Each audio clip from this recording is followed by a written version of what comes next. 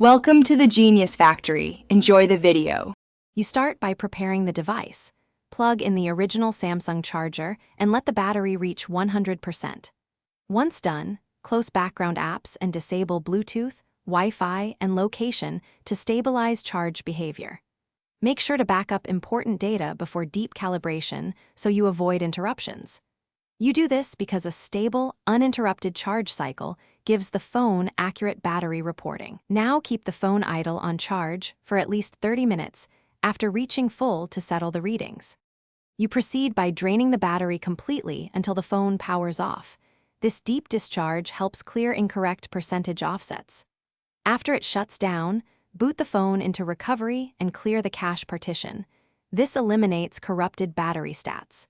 Then immediately charge it back to 100% with the original charger. Don't interrupt or use the phone while charging. This full cycle recalibrates the battery management firmware, so the system learns true capacity and improves the displayed health percentage. You finish by checking the battery health through Settings Device Care Battery and run Samsung Diagnostics to confirm improvements. If the percentage hasn't improved, make sure you tried safe mode and removed recently installed apps that could skew readings. If problems persist, schedule a battery replacement with an authorized service. Aging cells won't recover.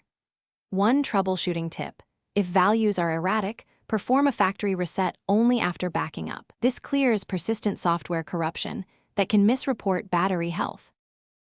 Thanks for watching. If you found this helpful, don't forget to like and subscribe.